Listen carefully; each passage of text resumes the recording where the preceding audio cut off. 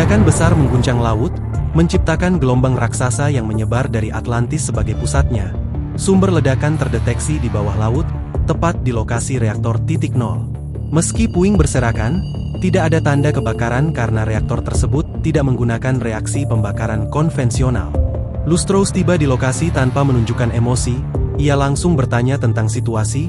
Staf logistik melaporkan sistem pencegahan bencana berhasil mengisolasi radiasi, sehingga fasilitas dan personel di atas reaktor selamat. Korban tercatat 2 tewas, 1 luka berat, dan 15 luka ringan. Semua sudah ditangani medis. Lustros memerintahkan investigasi oleh Departemen Robotika serta peningkatan sistem pencegahan. Ia juga meminta Libya, penanggung jawab eksperimen, dicopot dan dipulangkan. Namun staf melaporkan Libya adalah korban luka berat yang kini kritis. Lustros tetap dingin, hanya memerintahkan agar semua upaya medis dilakukan. Namun tak lama, kabar datang bahwa Libya meninggal. Lustros merespon dingin menyerahkan urusan kompensasi dan pemakaman ke tim administrasi. Namun staf memberitahu bahwa Libya hamil, dan meski dia tewas, bayinya berhasil diselamatkan. Ia terkejut. Lustros bertanya kenapa ada staf hamil di pulau itu. Staf menjelaskan Libya menunda kepulangan karena penelitian. Dengan persetujuan Lustros sendiri, hening sejenak, lalu Lustros berkata, "Beritahu aku di mana bayinya berada." Koridor departemen medis tampak pucat dengan cahaya terang yang memudarkan bayangan. Di balik tirai hijau, seorang bayi kecil meringkuk di tempat tidur, sementara tubuh tak bernyawa Libya tergeletak di tempat tidur lain. Lustros mengamati bayi itu dengan wajah masam. Lustros awalnya meremehkan, menyebut bayi itu monyet, dan mempertanyakan apakah itu benar anak Libya. Direktur medis menjelaskan bahwa bayi perempuan itu selamat meski bagian bawah tubuhnya rusak parah akibat ledakan. Mereka hanya bisa memberikan perawatan dasar, dan peluang hidupnya sangat kecil. Lustros bertanya apakah normal bayi bisa hidup saat ibunya meninggal. Direktur medis menjelaskan kasus Libya yang luar biasa. Di ambang kematian, Libya tetap berusaha melahirkan bayinya hingga akhirnya mereka mengeluarkan bayi dari tubuhnya yang hancur.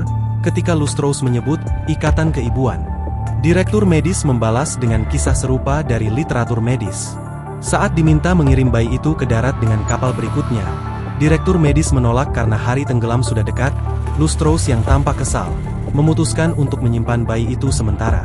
Ketika ditanya soal nama, ia menolak memberinya nama, menyebut itu hanya pengenal.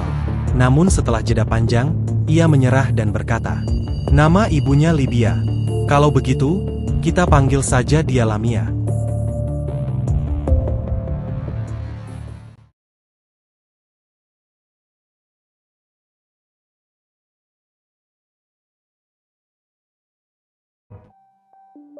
Lamia pernah mendengar bahwa bayi tidak menyimpan ingatan karena hipokampus dan amigdala mereka belum berkembang penuh, sehingga memori jangka panjang mudah hilang.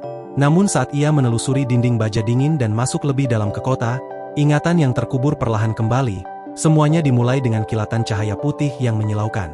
Ia ingat tempat ini, lalu berjongkok di depan sebuah ruangan kecil. Matanya menangkap cangkir-cangkir kopi yang berserakan di lantai.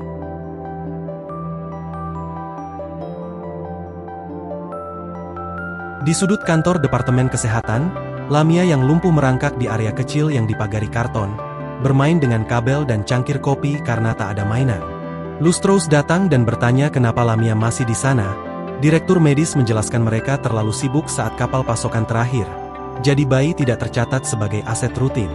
Lustros berjongkok, menyebut Lamia jelek seperti monyet, lalu bertanya apakah dia bisa dibuat berdiri. Direktur medis menjawab mungkin dengan anggota tubuh palsu, tapi tubuh Lamia terlalu muda untuk itu. Ya kalau begitu tunggu sampai dia lebih besar.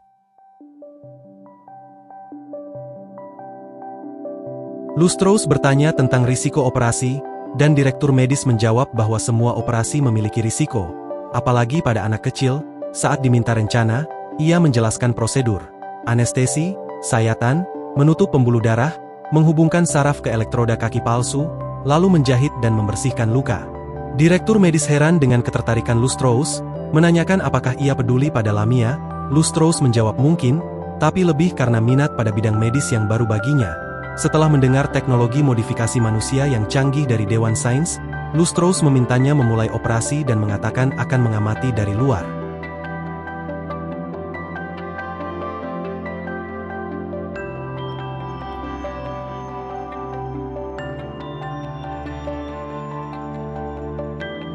Masuk ke mode battle, saya gak tahu pasti tentang apa yang terjadi di sini. Tapi kalau dilihat dari cerita, Lamia sedang mengakses sambil melakukan hacking pada data di masa lalunya saat masih balita, karena sebagian besar para bayi akan kehilangan ingatannya saat sudah besar, yang dikarenakan sel otak itu sendiri. Jadi saya di sini akan memberikan cara menyelesaikan stage-nya saja. Ya walau sebenarnya cuma perlu bulak-balik doang sih guys. Buat kalian yang udah kelar tinggal skip aja. Tapi buat yang belum kelar tinggal lambatin aja videonya dari settingan YouTube ya guys.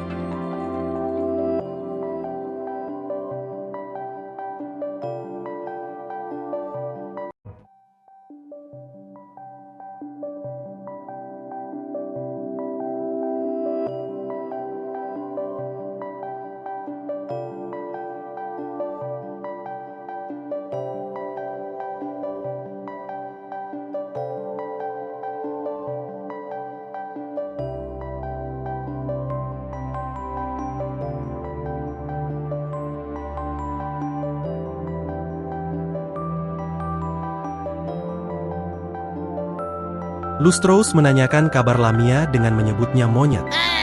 Direktur admin bilang namanya Lamia dan baik-baik saja. Dia disukai banyak staf karena sifatnya yang menarik. Lustros awalnya meremehkan, tapi menjadi sedikit penasaran mendengar komentar itu.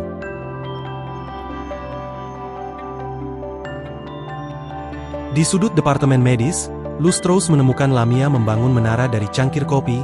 Saat Lustros mengambil beberapa cangkir, menara itu goyah, membuat Lamia mengerutkan kening. Ketika cangkir dikembalikan, Lamia tersenyum bahagia. Lustros mencatat pengamatannya. Mengambil cangkir, emosi negatif. Mengembalikan cangkir, emosi positif. Ia menyimpulkan emosi bayi sangat mudah berubah oleh rangsangan kecil dan berbeda dari orang dewasa. Emang dia lahir langsung gede kayak sekarang apa? Heran gua Lustros kayak gak pernah jadi kecil. Ya mana tahu Meng. Namanya juga orang belajar, ya biarin aja. Cih, Mau kemana lu Meng? mau lanjut farming lagi bang? Utang pilater gua masih ada 4.000 tiket lagi. Lah si koplak dia ngutang juga ternyata. Beberapa bulan kemudian, direktur medis memberitahu Lustros bahwa Lamia kini sudah bisa mengucapkan beberapa kata. Lustros mendekati Lamia dan memperkenalkan diri, "Aku Lustros." Lamia berhenti bermain dan menatapnya. Lalu menunjuk dirinya sendiri, "Aku, Lamia." Lustros menguji kemampuan bicara Lamia dengan menunjuk orang dan benda, hingga mengajarkan kata, Atlantis, meski Lamia masih melafalkannya dengan salah. Lustros mencatat pendengaran dan pita suara normal, tapi perkembangan bahasa lambat. Ia mendesah kesal. Dasar manusia muda yang bodoh.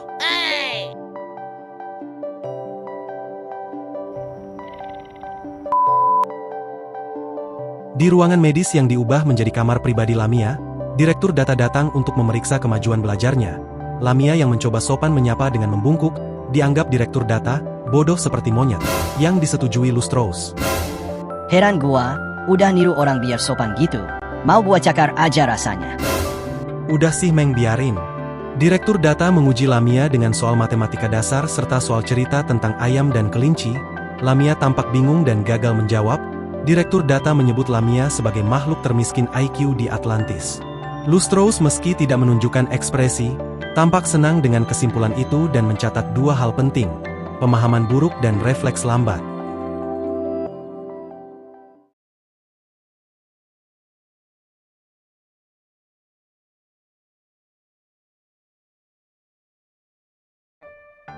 Lustros pulang ke kamarnya setelah seharian bekerja. Markas tempatnya tinggal didesain seperti sarang lebah. Dengan blok-blok laboratorium berkilau di kedua sisi koridor, para peneliti berbaju putih berjalan seperti lebah pekerja. sementara ribuan drone bergerak di seluruh area untuk menjaga kebersihan dan pemeliharaan.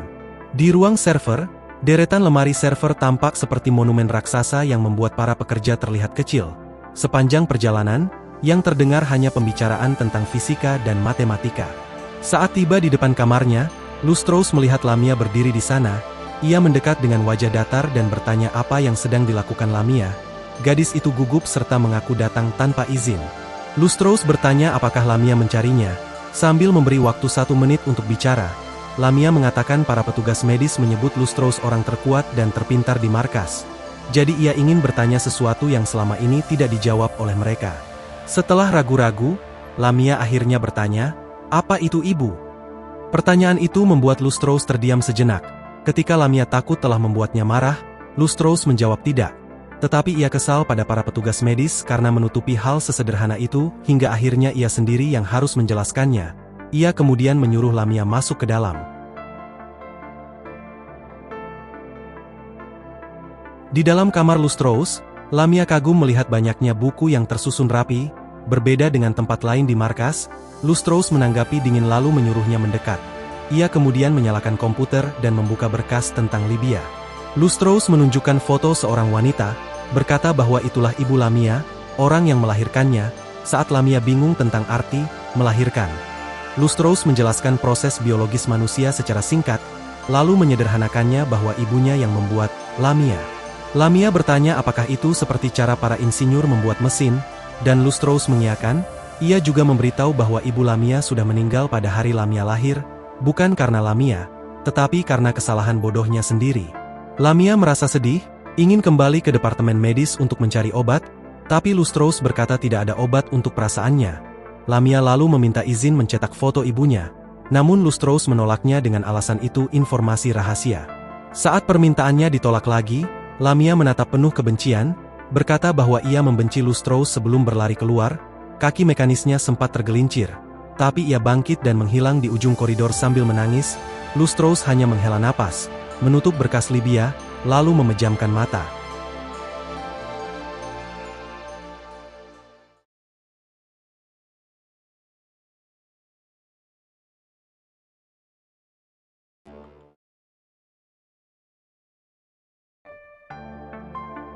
Lamia mengingat hidupnya di kota bawah laut, selalu dipandang rendah dan dianggap bodoh.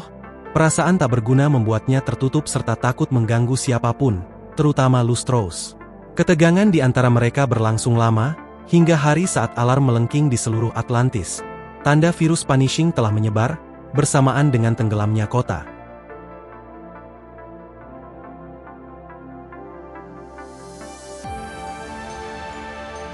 Mengakses data saat kenangan masa lalunya yang sudah disebutkan barusan. Yah cuma bulak-balik doan stage-nya guys. Kalian juga bisa pasti di sini tanpa diberitahu pun. Jadi lanjut langsung aja ke cerita. Para peneliti berbaris panjang di koridor luar kantin. Lamia yang tubuhnya mungil, nyaris tak diperhatikan. Saat seorang peneliti pergi meninggalkan celah, ia cepat-cepat masuk ke antrian sebelum tertutup. Peneliti di belakang memperhatikannya dengan tatapan lelah dan menegur soal aturan, tapi kemudian mengabaikannya. Antrian bergerak lambat hingga Lamia tiba di meja distribusi makanan. Suasana kantin terasa berat, dijaga staf logistik dan petugas keamanan bersenjata. Tanpa menatap Lamia, staf logistik menyebutkan jatah makannya. 2 batang biskuit, dibatasi 1164 kal per hari. Dengan ragu Lamia mencoba meminta tambahan karena lapar, tapi permintaannya ditolak tegas. Penjaga bahkan maju selangkah untuk memberi peringatan. Tanpa pilihan lain, Lamia membungkus biskuitnya dengan sapu tangan dan meninggalkan kantin. Jadi gak tega gua bayanginnya bang. Yah mau gimana Meng? Kita udah tahu persis situasinya di chapter utama.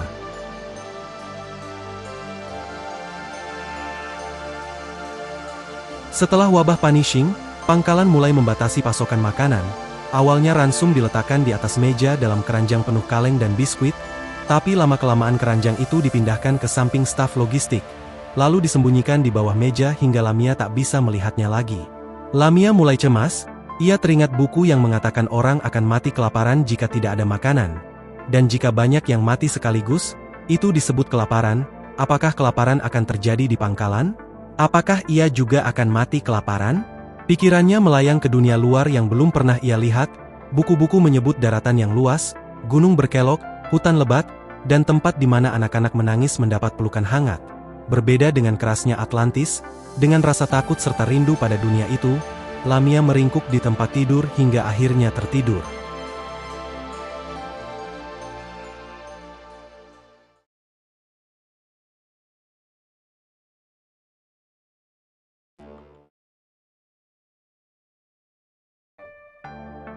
Lamia tahu dia berbeda dari yang lain, dia takut akan kematian, rasa sakit dan kelaparan.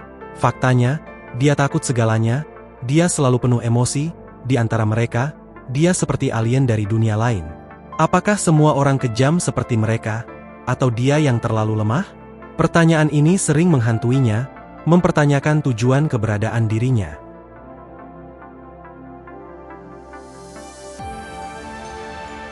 Direktur medis tampak sibuk menulis di meja yang penuh tumpukan buku dan catatan. Bagi Lamia, pria itu adalah sosok yang telah lama merawatnya, atau lebih tepatnya, memberi makan, sambil memantau parameter tubuhnya.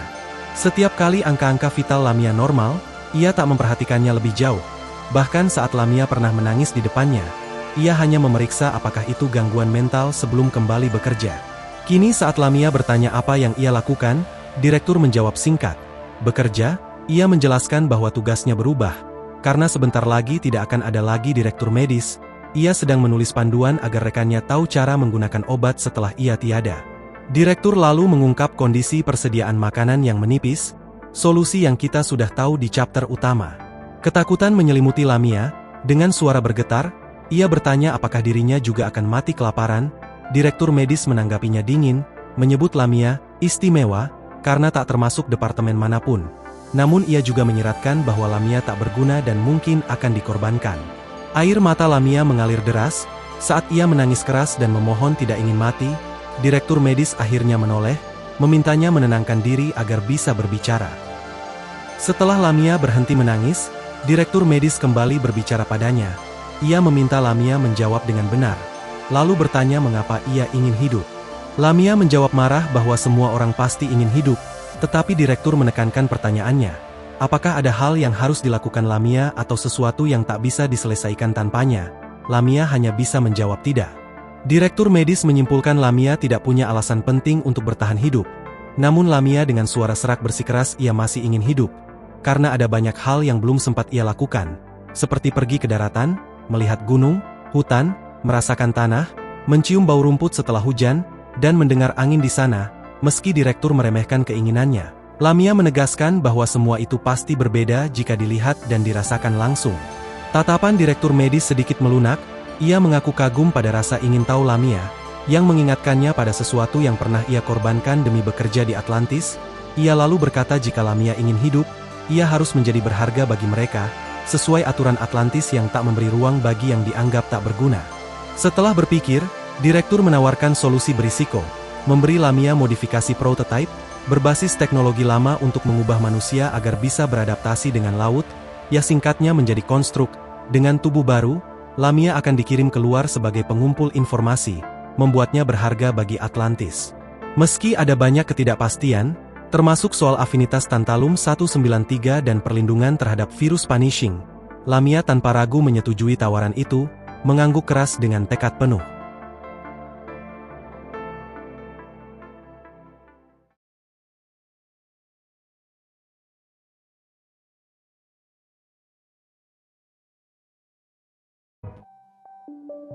Lamia tidak ingat bagaimana operasinya, ia hanya tahu ruang medis penuh orang, bahkan Lustros ada di sana. Setelah memastikan Lamia memang menginginkannya, Lustros pergi. Direktur medis lalu memperingatkan Lamia bahwa rasa sakitnya akan sangat hebat dan tidak ada jalan kembali.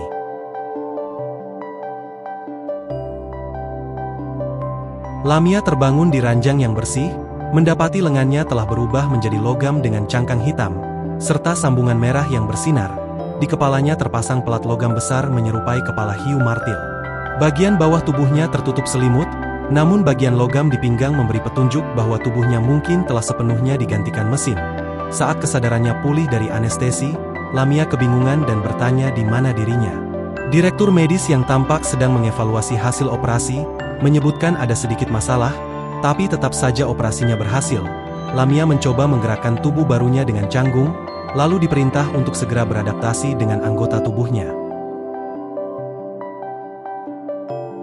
Mulailah adaptasi dengan tubuh barunya, awalnya agak sulit namun ia bisa mengontrol tubuhnya. Bahkan dia membiasakan diri dengan kondisi lautan pada kedalaman yang cukup dalam, yang bisa membebani tubuh tersebut hingga 400 kali tekanan atmosfer. Ya memang setinggi itu tekanan laut guys. Walau masih butuh penyesuaian, Lamia bisa terbiasa dengan tubuhnya. Di departemen medis, Lamia berada dalam tangki air raksasa dengan satu sisi kaca transparan. Sementara para peneliti mengawasinya dari luar, Direktur medis memerintahkan peningkatan tekanan hingga 100 kali atmosfer, setara dengan kedalaman 1 km di dalam laut. Tubuh Lamia merasakan tekanan luar biasa, dadanya seperti diremas, dan rasa sakit tajam menyerang sarafnya. Saat ia panik dan mencoba berteriak, air laut dingin masuk ke mulutnya. Namun direktur medis mengingatkan bahwa tubuhnya tak lagi butuh oksigen, ia harus beradaptasi. Setelah beberapa waktu, tubuh Lamia berhasil menyesuaikan diri. Saat ditanya, ia menjawab sudah merasa lebih baik, namun panik saat direktur medis ingin menaikkan tekanan lagi. Seminggu kemudian, tekanan dalam tangki mencapai 400 kali atmosfer, setara kedalaman 4 km laut. Direktur medis melaporkan kondisi Lamia stabil dan tubuh barunya mulai terbiasa. Lustros puas serta menyebut Lamia akan berguna.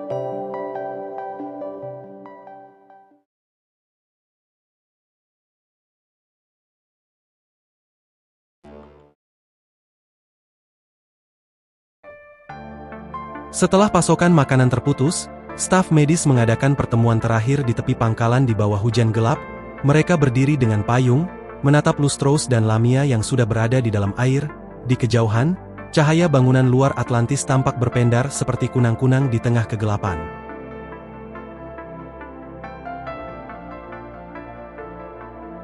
Lustros memberitahu Lamia bahwa ia akan dikirim ke laut lepas untuk mengumpulkan data, serta memastikan apakah bencana punishing telah usai. Lamia menyanggupi tanpa banyak kata. Saat diminta pesan perpisahan, ia hanya diam. Begitu juga direktur medis yang akhirnya berkata tak ada lagi yang bisa mereka lakukan untuknya. Lamia menatap semua orang dan Atlantis yang menjulang abu-abu di bawah langit gelap sebelum pergi.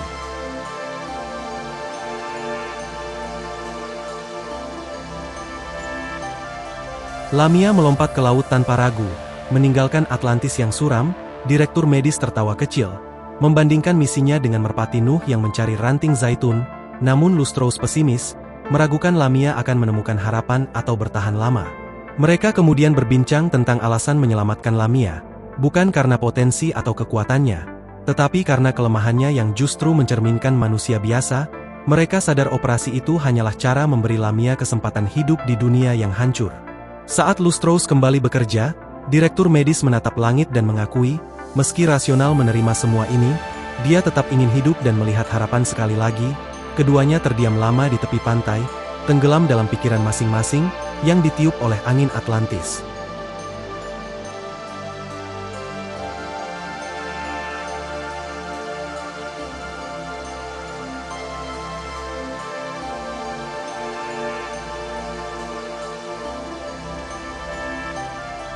Lamia terus tenggelam di laut, merasa seolah menangis tanpa tahu apakah itu karena rasa sakit yang ditinggalkan konstruk berambut merah, atau luka di dalam hatinya.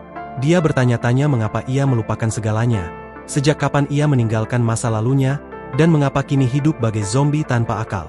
Setelah mencapai daratan, Lamia mengembara lama dengan mind yang tidak stabil akibat teknologi hybrid humanoid construct. Tanpa perangkat inver, ia terinfeksi punishing virus dan lupa bagaimana ia menjadi ascendant. Yang tersisa sekarang hanyalah keinginan samar yang belum terpenuhi. Namun saat menjejakkan kaki di pulau ini, ingatannya perlahan kembali tentang tugasnya mengumpulkan data dan memastikan apakah bencana punishing telah berakhir, sebuah permintaan yang sekaligus kutukan. Ketika dia akhirnya tiba di bagian terdalam kota, serta terhubung ke sistem kontrol pusat Atlantis, sistem tersebut telah mengidentifikasi ID biologisnya, lalu secara otomatis memutar video. Meskipun aku tak pernah berharap, aku tetap ingin mencobanya meskipun peluangnya hanya 1:1.000.000. Itulah mengapa aku memutuskan untuk merekam pesan ini. Hanya kamu yang bisa melihat video ini, Lamia. Ketika kamu melihatnya, Kamu pasti telah menyelesaikan perjalanan panjangmu. Kamu kembali. Bagus sekali. Kamu telah menyelesaikan misimu. Kamu adalah anak yang berguna. Selamat datang di rumah. Kamu bebas sekarang.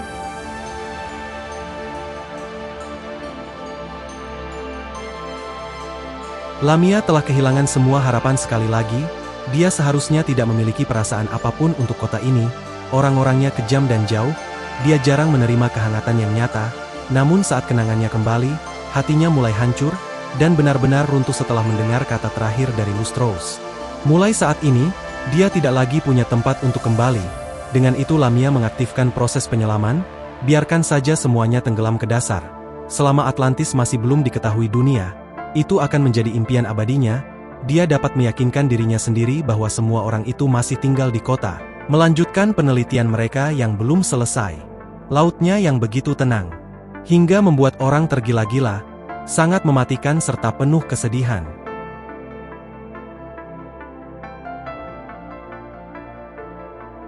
Namun ketika dia terjatuh ke dalam air dan melihat kota itu sepenuhnya tenggelam di laut, dia dilanda rasa sakit yang tidak dapat dia gambarkan. Ini lebih berat dari tekanan air laut dalam, menghancurkan dadanya, sesuatu benar-benar akan hilang. Dia tahu dia harus berhenti agar hal yang sangat penting tidak hilang. Atlantis adalah bukti bahwa mereka pernah ada dan berperang di sini. Itu adalah kuburan mereka, jadi dia berenang kembali ke kota dan menghentikan penyelaman. Atlantis hidup, dan begitu pula mereka. Air mata mengalir dari matanya ke air laut yang asin.